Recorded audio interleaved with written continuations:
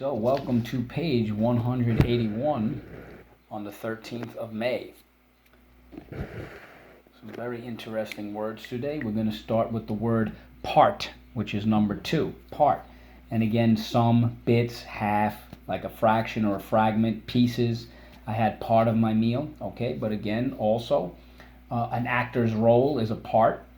And when you comb your hair, you have a split down the middle. That's called a part. So let's go. Art, part. Number 2.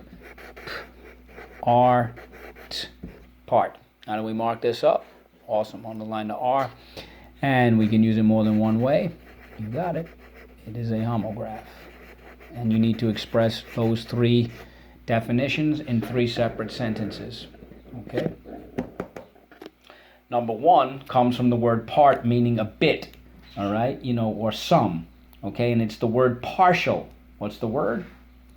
Excellent, partial.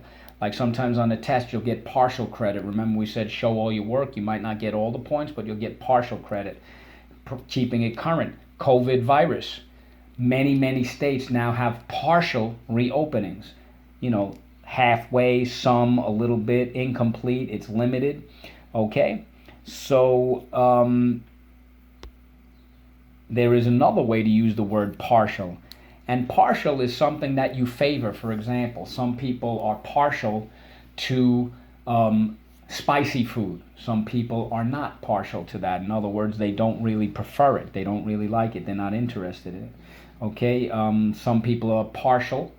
They're more interested in or they favor certain styles of music. Or food, like for example, some people are partial to Chinese food, or maybe some are partial to Mexican food or Italian food. Okay, so it's something that you prefer. But again, partial is when you get it, the main definition is some or part, okay, when it's not full, it's incomplete, or it's limited. Like again, there's partial reopenings in many states, or on a test, you get partial credit, not full credit, but partial credit, some of it. Okay, partial, let's go. So again, notice it ends with a T. This is important. So let's go. Partial. Let's go. First syllable, par. Second syllable, shall. Partial. Okay, how do we mark this up? Underline the R and the sh. Sometimes in the ingredients, they'll say partially hydrogenated oil. Okay, and which is not too healthy for you. So the next word is the word involve. What's the word? I'm going to go to number 4. It's the word involve, okay? So to involve yourself is to be interested in something, right? I'm going to involve myself in an after-school activity or a charitable organization.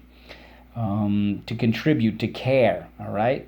Really, to involve yourself is to require something, to be a part of something, all right? Where you concern yourself, okay? Sometimes a kid will start to involve themselves in things they shouldn't. Mind your own business, okay? A great story or a great reader will hook that reader in, okay? And that's how they get you interested involved, okay? Does this involve a lot of steps, Mr. Modell, when we solve this word problem? Okay, let's go. V, you got it. No, V silent E. Involve. Let's go. Involve. So let's go. That's number 4. Involve. Right, so how do we mark this up? Great, underline the V and the silent E twice. Job number 2. Okay, now just put it in the past. Just say involved and write it. Involved. Whoops. Dot your I, underline the D, second sound. Now again, notice we dropped the silent E, otherwise it would be involved.